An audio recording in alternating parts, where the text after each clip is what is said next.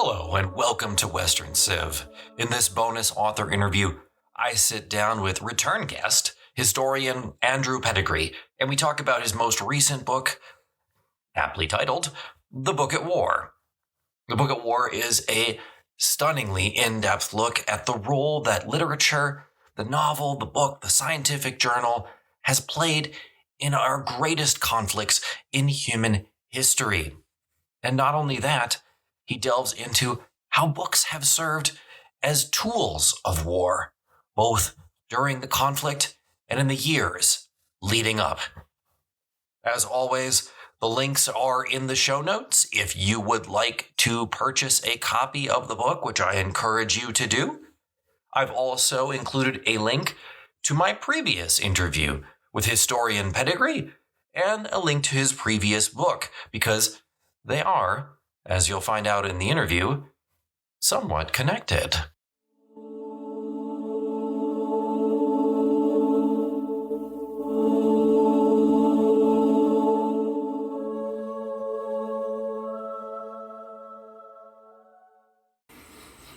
And welcome back, and I'm sitting down here with historian Andrew Pettegree. We are talking about his most recent book, The Book at War, and it's a fascinating story and a look at the interesting ways that books and literatures have been a part of some of the most important conflicts in world history. I want to start out with the idea behind the book, because a lot of times I will read the preface to the book, and authors will state their intention, their purpose behind why they're doing this. And I always think that that's interesting because it gives you an insight into what the historian was thinking at the time that the idea first struck them. And this is an interesting story, I think. So would you mind enlightening us? Why did you write the book? Well, it won't surprise you that the book started as something quite different. I was at an exhibition at the Imperial War Museum on how paintings were protected from bombing during World War II. And I found myself asking, well, what about the books? I mean, Britain had many wonderful collections of books at the time, and so little attention has been given compared to the attention given to lost, stolen, or sequestered art. So little has been given to books. So I began working on the fate of books in wartime and the destruction of books, particularly by artillery and bombing. And it's a very sad story, and it's often as far as the story gets, but I began to see something much more nuanced in this, because it became increasingly aware that in wartime, books are not just victims, they're also protagonists. They spread the ideologies that lead to war in the first place. They provide the justifications and the means with which to fight. And they pour scorn on the nation's enemies and crow over victories. Book production is totally changed during wartime, and often with the publisher's full consent. Particularly in the total war of the 20th century, war changed everything. Publishers, authors, academics, teachers, and librarians, by and large, rallied to the cause. Publishing was transformed. Books for troops, books for prisoners of war, books for the war industries, books about the war. And they were also changed by the fact that in many cases, war entailed a restriction of raw materials. Paper was highly rationed. And at the same time, the government was needing more of that paper for its own purposes. So there were so many changes to the book industry during wartime. And in an era which produced Hitler's Mein Kampf, it became increasingly difficult to argue that books are always a force for good, which is the assumption with which we start whenever we're talking about the fate of the book or the future of libraries. But it's not always so. Yeah, I think that that's really interesting, and we'll definitely come back to books as vehicles for ideology. And I think a lot of us can wrap our minds around that idea. But we'll come back to that in a little while. There's an interesting quotation from the book. I think it's a reflection, if I'm not mistaken, from 1945. Quote, "War, modern war at least, cannot be fought without the most complete library resources," end quote. I don't know that most people, when we think about war, think about books. I think, especially when we think about resources, certainly think about oil, right? Think about iron, think about, precious materials and food. All those sorts of things are things that we think of, but we don't put books in sort of that same category. And as I was going through the book, I kept thinking, I think that's a mistake.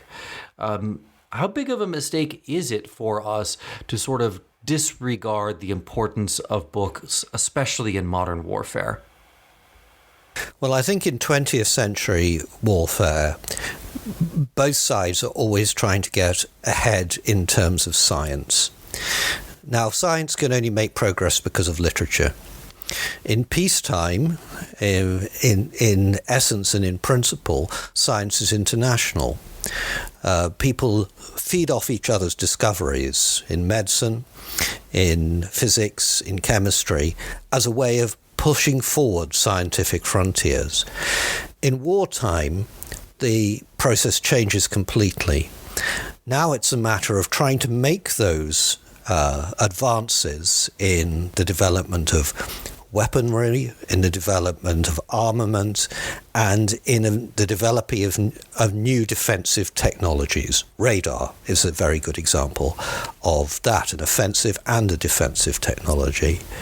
So we're left in a situation when the scientist community turns, sometimes with reluctance, because scientists are by nature unpolitical animals, where science turns to trying to maximize the advantage their own country is going to have in conflict.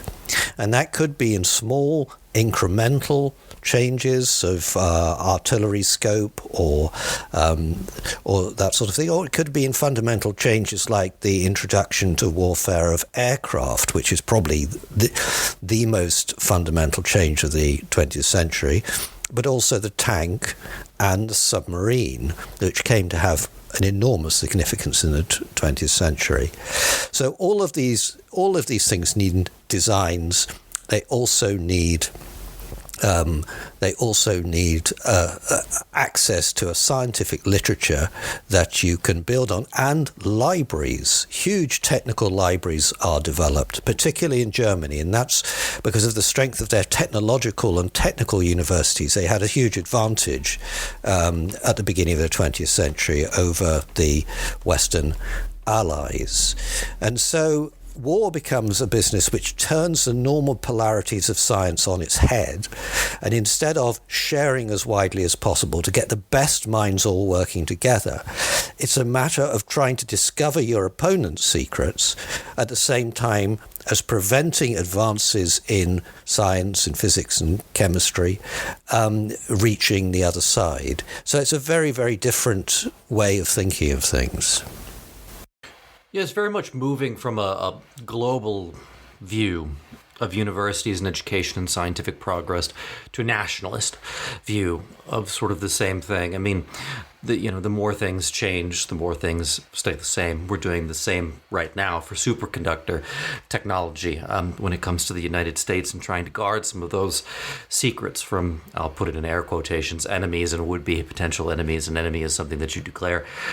So one of the other things that I really think is interesting about books and about the importance of books in military, not just technology, like we can understand that, but I'm going to come back to it, but also in terms of the quality of the soldier and the quality of the commander who's leading them. I think books play a role there, and literacy plays a role that sometimes gets discounted. Listeners of the show will remember, recently we had an author on talking about the Franco-Prussian War, and one of the advantages that the Prussians had was, particularly their officer corps was more literate. They could read messages, they could read and understand the maps, they could act more independently.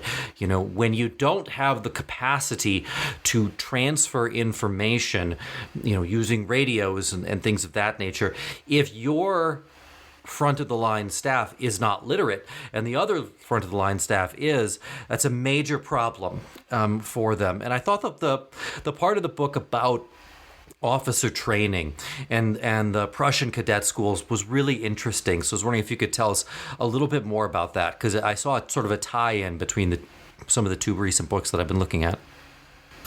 Well, I think that books of strategy have been around as long as there has been writing. The Art of War by Sun Tzu is a very famous work of strategic thinking, which was written in the 6th century BC. But of course, it changed incrementally with the invention of printing in around 1450. One of the things I do in my daily work is work on the first 2 centuries of printing. And we have a collective enterprise called the Universal Short Title Catalogue, where we list all that and classify it according to genre. And we've so far collected 3,000 plus military handbooks printed in the first 2.5 centuries of print, which is astonishing, really. But on the other hand, what we're talking about there is books for the gentleman and amateur, if you like, for the colonel who wants to know about the latest tactics, who wants to know about swordplay, wants to know about troop formations. It's only really with the establishment of these of a professional officer class, which comes in at different points, really, in the 18th and 19th century. Very important in the new United States and in Germany. Important still in France and Great Britain, but in cultures which still allow a noble officer class to have very much the upper hand. I think one of the most important influences in the development of military strategy is Napoleon, not necessarily deliberately, but because he was a winner of battles without any equal in the early 19th century. So people started studying Napoleon's tactics, studying his way of making battlefield war winnable. And that remains the case until these 3 great victories that the Prussian army have in the middle of the 19th century over Denmark, over Austria, and over France. And people begin to realize that a new military superpower has emerged in the continent of Europe, almost by stealth. And so people begin to realize that there's something special about the German waging of war. And I agree with what your other author has to say about the importance of cadet education. But I think in some respects, it's as is important for practical training and esprit de corps. And that's one of the things you notice about the Prussian army. There's this strong sense of they are leading figures in a largely militarized society. Prussia was a place where there was compulsory military service for the whole population, who could then be called back to arms very quickly in a way that was still slightly regarded with slight suspicion in somewhere like England, where people were always afraid that if you had too much army, they'd have too much influence in government, which had to be a civilian affair. So there was also a different national philosophy underlying what happened when these two countries went to war. Britain was never really a military power in the sense of an army. It had the biggest navy in the world. Its navy in the 19th century could take on any two hostile navies, but it didn't have a lot of men under arms on a permanent basis, and that was what showed up in the First World War. Yeah, it's interesting kind of as you're thinking and talking about cadet manuals and things that could be used, to educate common soldiers, and also tactics and things. Of course, I'm thinking of, and the tie-in with the Prussians and the Germans is, of course, von Steuben, one of those famous Prussian military commanders, comes over to the United States, or what's going to be the United States, serves with General Washington, and writes the military handbook that is used by the American Armed Forces for a very long time afterwards. So there was something that the Prussians, and then I suppose by the transitive property, the Germans sort of figured out. Maybe before everybody else was able to figure it out. And I think that is really important and relevant to analyzing just how important books are to the ability to fight war. But they're also important in changing public attitudes and driving nations towards war, just as important. And the book that you talk about in doing that is a book that's going to be familiar to a lot of my audience, especially my American audience that went to American public school, because I'm talking about Uncle Tom's Cabin. Uncle Tom's Cabin, a critically influential book in really lighting the fires of the American Civil War. But as you kind of point out in the book, it's in ways that are a little bit more nuanced than I think maybe oftentimes is taught. So what could you tell me about that? I thought that was really interesting, because most Americans think of it as like, this is a book that's hypercritical of slavery, and it gins up this intense abolitionist feeling in the North. And the picture is a little bit more nuanced than that, isn't it? Yeah. Yes, there's a marvelous story that when Harriet Beecher Stowe goes to the White House, she meets the President Lincoln, who says to her, "Is this the little woman who made this great war?" What better, you might think, what better representation could you have with books as influential in war making? The only problem is that this seems to be a story which was invented by the author's family and only appears in accounts after her death. We know she went to have tea at the White House with Mrs. Lincoln. We know she may have met the president, but this particular exchange didn't necessarily occur. And I think the connection between Uncle Tom's Cabin and abolitionism is much harder to make. For one thing, we know that Northern troops did not sign up to abolish slavery.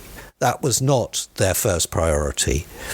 When surveys were done of troop attitudes, their detestation of Southerners emanated more from a need to defend the United States and the Constitution, and the principle of fair play and justice. The result of elections, however unwelcome, has to be observed. And many felt if the Union did not prevail in this war, the United States, the great experiment of democracy, might be exposed as a failure, with consequences that would resonate around the world. So it was much more about upholding the United States as a principle than it was about abolition. And indeed, when Lincoln issued his emancipation proclamation later in the war, that was very divisive in the army, and a great number of people didn't agree with it. I think the most immediate importance of Uncle Tom's Cabin is in enforcing in the South a sense that their northern their northern neighbours would never tolerate slavery for much longer. And that's why I think when Lincoln was elected, they were not prepared to receive any assurances from him about their future, and why secession began so very quickly. Yeah, I think that there's something critical here. So first of all, it is very important, and this is a struggle even when I teach the Civil War here today, because on the one hand, the simple answer is what was the cause of the American Civil War, and the answer you could give is slavery, and you wouldn't necessarily be wrong, but it's from whose perspective are we talking about here? And Uncle Tom's Cabin plays a big part of this.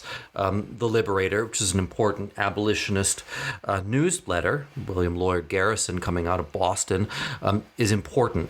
But what this really does is, and you're 100% right, is it galvanizes the South into this position of a refusal to compromise, whereas in the past, the United States had gone through this period of we're going to continue to compromise on the expansion of slavery. But the attitude has very much changed, and there's other events that play a part in that. Certainly, the Harper's Ferry incident and other things as well are important. But this notion that the North has become these fire-breathing radicals is something that literature helps to instill in the South. So when you look at the Southern constitutions and declarations of independence, yes, it's clear they're seceding to protect slavery. But the Northern troops who go to war early on, and the Northern states who agree to fight those battles, are doing it to preserve the Union.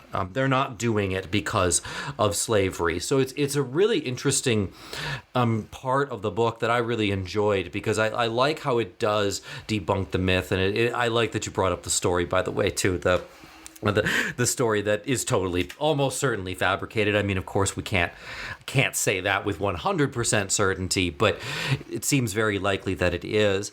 Another part of the book that I liked was the role that print media plays in, how should I say, instilling the patriotism necessary to get people to sign up.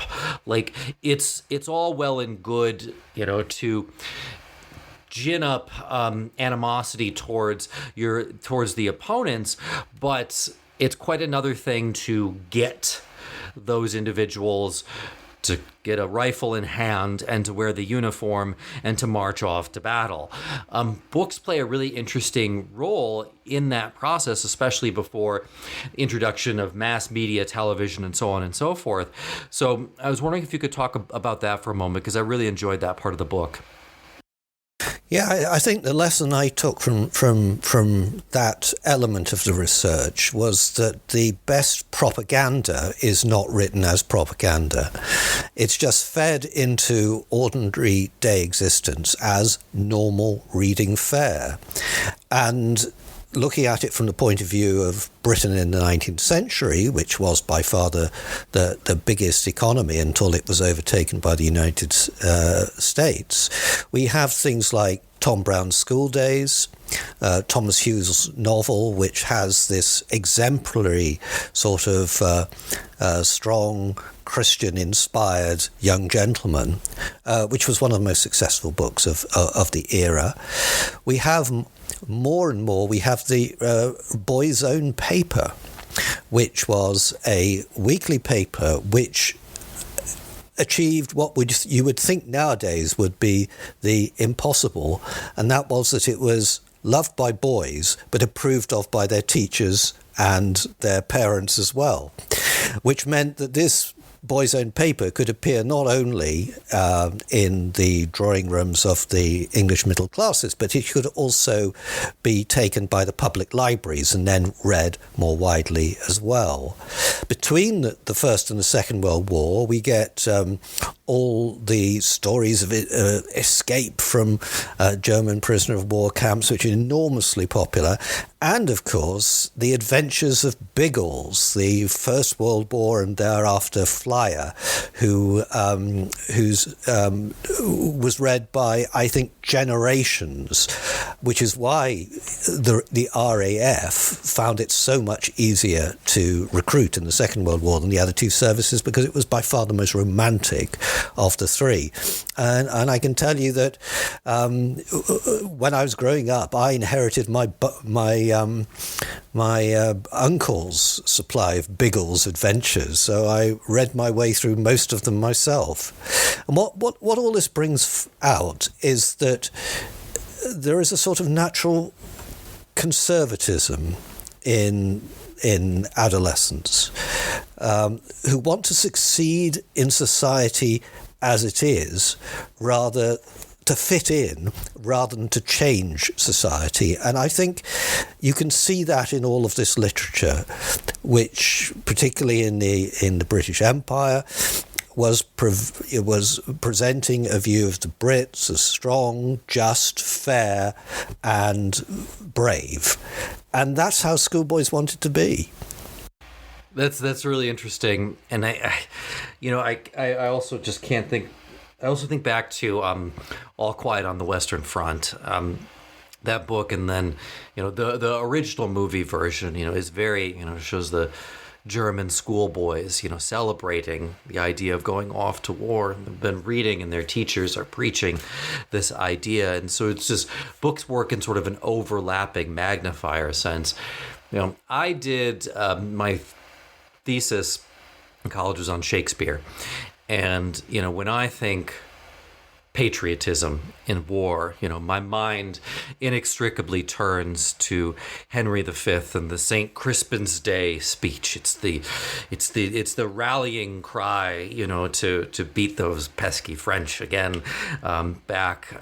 And it's a fantastic speech. Don't get me wrong. I always love to read it, but it's interesting to see that play sometimes performed as this patriotic battle, because the play begins. I know it's not a book, so we're kind of going off subject here, but it begins with, I would say, a very much more cynical view of war.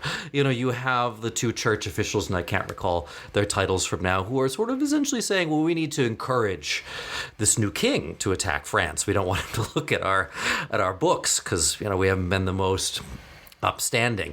And so if you sort of look at the play from the beginning, it's a much more cynical view of warfare. But it often gets portrayed in a way that's very patriotic. And I wonder about books and about some of these print media things. And this question is definitely taking us a little bit further afield than the subject matter of the book, but I wanted to get your opinion on it nonetheless, of, can we change the way that the book or the play or whatever was intended to be presented by how we view it, by how we choose to present it? I don't know. What do you think about that? Sometimes I wonder when I read that play.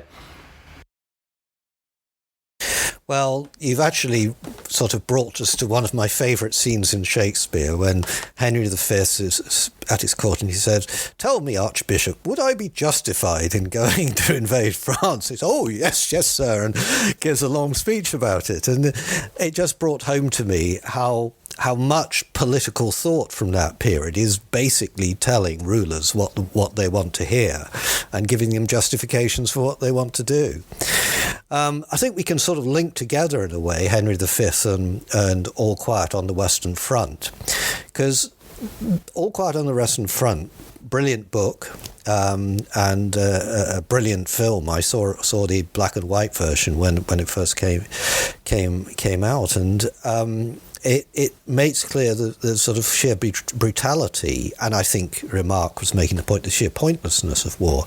But this was a view which only began being promoted in literature in about 1929 to 1932, when there was this glut of memoirs on both sides of the conflict pointing out the sort of rather pointless lot of lies, the slaughter on the Western Front, of which, it must be said, much of the home population was totally unaware during the war, except insofar as their own children came back maimed or were killed. Because at the time, if you look at the poetry of the war written during the war, it was 90%, 95% in favour of the fighting. It was deeply patriotic. And in Britain and Germany, something like 70% of it was written by women, who were by far, in that respect, the strongest supporters of the war, and made life very uncomfortable for conscientious objectors and others who might have misgivings about the war. If we come back to Henry V, it's worth remembering that the great film of Henry V with Laurence Olivier was first shown in 1944. It was a war film, and it was deliberately created to provide the view of the British as they like to think of themselves. The plucky underdog, although we were one of the great military and naval powers in the world. And here you have this small army of humble archers up against the might of the French nobility and coming through against the odds. And that was meant, I think, to be a sort of proverbial rendering of Britain alone in 1940 against the ever triumphant Germany. And I suppose by 44, it was a sort of celebration of that image, even though everybody in Britain already knew that there would be a terrible cost to be paid for this war in terms of economic strength and future world role. I'm glad that you brought that up, because I always bring that up to students, that film came out in 1944, in that that's not a mistake. that is 100% an intentional decision and a way to try to this is the traditional waving of the flag, much in the same way that, in the United States, we tend to go back to our founding documents and the Declaration of Independence and all of these sorts of things whenever we need to do that sort of patriotic fervor. But I want to go back to a topic that we kind of hinted at the beginning of this conversation. And this is the part that I think people can wrap their mind around, but as much as you can wrap your mind around it, I don't think we give it the credit that it deserves. And that is the extent to which books and the production of knowledge win wars because of technical knowledge. It's not about once we get past, I'll say perhaps the Napoleonic Wars, but maybe we need to go back further. But once we get past that point, it's no longer necessarily about who has the most men anymore. Now it becomes much more about who has the most up-to-date military technology. And the person that has the most up-to-date military technology is going to win the war. So I would argue, and I'll ask your opinion on this, that books, particularly scientific treatises, and which are treated as state secrets during these wars, play just as much of a role of winning the war than your strongest general on the field. What do you think about that? I maybe went too far. I think that's very important. You can take that back in some respects almost to the beginning of the print era, when Portuguese sailors or Spanish sailors or Dutch sailors went on voyages of discovery.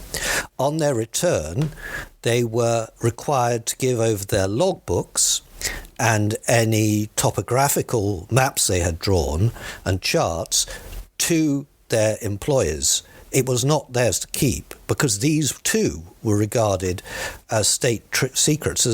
There's a long, long tradition of science as secret, particularly the science of war.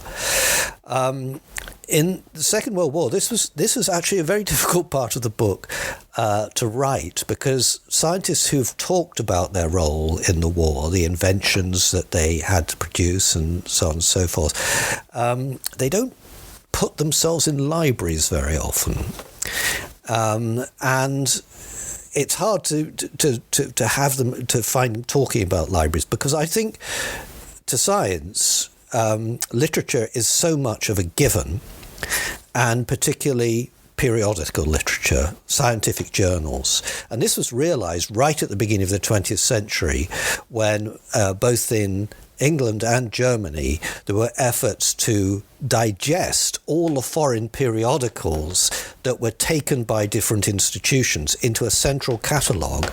So if you needed a particular Swedish physics periodical, you would know which institutions in your country owned it. And there was a sense that Germany had a great advantage in this, which was eroded during the Weimar period because of the collapse of the German currency, and most German libraries ended up cancelling a lot of scientific periodicals.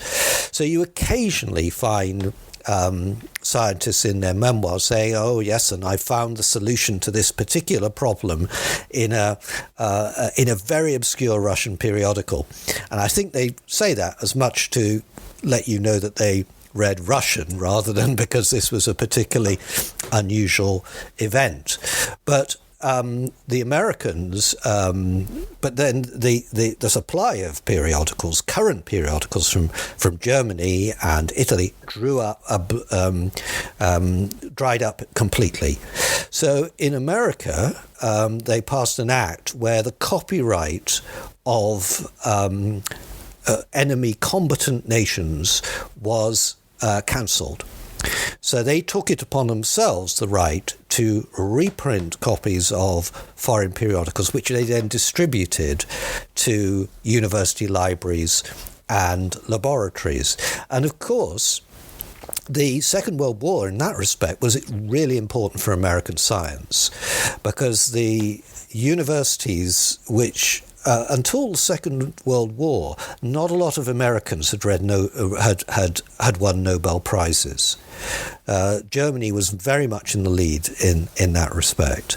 But with the Second World War and the American government's total dependence on places like Harvard and Yale and Stanford and Berkeley for scientific libraries and labs full of highly qualified people, labs even fuller, it must be said, because the Germans decided to expel Jewish scientists from academic professions, an enormous own goal in terms of what might have been, particularly for the atom bomb, if Germany had not expelled all of its physicists. But there is a moment, I think, in 1942, the British and Americans were very worried about Germany getting to the atom bomb first. But there was a moment when one scientist realizes they've given up their research into atomic technology. And this is through a volume which listed all the physics lectures which were going on in different German universities. And the fact that all the people who might have been contributing to atomic science were just teaching their normal lectures gave the game away that they were no longer in competition for this. And in fact, they'd put all their efforts into this rocket technology, which led to the V2 rocket, which was an incredibly effective piece of war making, but just too late in the war to make a difference. The other place where print is very important, of course, is in intelligence. Intelligence, too, had a complete change in the Second World War. We move on from spies and interrogations to what was known as open source intelligence. That is the idea that you get as much information about your adversaries simply by reading newspapers and telephone directories and annual reports as you do from anything a spy can provide. Spies play remarkably little influence in the Second World War, notwithstanding the amount of anxiety and rumours they created in populations that a spy was round the corner. But actually, it's this open source intelligence and the creation, in consequence of huge card indexes of knowledge by the various intelligence agencies. No, it's interesting. I never thought about that, but the United States, one of the reasons it becomes the world's superpower after World War II is, it's intellectual institutions take off to an extent that would not have been possible. And it's worth always pointing out that one of the great weaknesses of the Nazi ideology, and there were many, but one of the great weaknesses was to ignore the potential contributions of people who did not fit in their vision of the world going forward. We can only be too thankful sitting here today that they were tremendously biased. Otherwise, some of those scientists may have well stayed in Germany, and the world may have been a very different place. I want to ask a question that I think it just isn't obvious enough. And that is the transition to paperbacks and how that influences war. Because if you talk about how soldiers are going to be reading at the front lines and stuff, and then you look at your bookshelf, if those of you who are at home right now, look at your bookshelf and you think, well, how am I going to get that huge hardcover book, overseas to these individuals? Like, this isn't going to work. But then you look at your little Penguin paperback, you think, okay, well, this is doable. And you point out in the book how the war plays a really interesting role in the transition to the paperback and to how those technologies and the way that almost even the business model works develops. And I think that's really interesting. So if you wouldn't mind talking about that, I really thought that was kind of neat. Yeah, I mean, I think the invention of the paperback is the most significant transformation of print culture since 1450. And it came at just the right moment. I mean, if you compare books for the troops in World War I and World War II. World War I, it consists of rummaging around in your cupboard to find things that can be sent off, which will be hardback books or magazines. And a good 50% of this was totally unsuitable. Even of what was reckoned to be suitable, it was the tastes of middle-class households being sent to be read by, on the whole, working-class troops. So it didn't work at all well. Penguin and the paperback came along at just the right time, 1935, when Penguin Books got going. And they had a few good years before the war, which meant in Britain that they got a tremendously good deal in terms of the paper ration. So they were able to put these sixpenny books out into the public domain, which people regarded as disposable. Sixpence, the cost of a packet of cigarettes. And so they could read a book and then pass it on, or they could just throw it away. And I began collecting these wartime paperbacks when I was working on this project, and many of them have a little notices which says, when you finish this book, do take it along to the post office and it can be sent to a member of the forces who wants to read this book. And it's true. Penguins had an enormous impact. You could easily carry them in your trouser pocket when you were on the front line.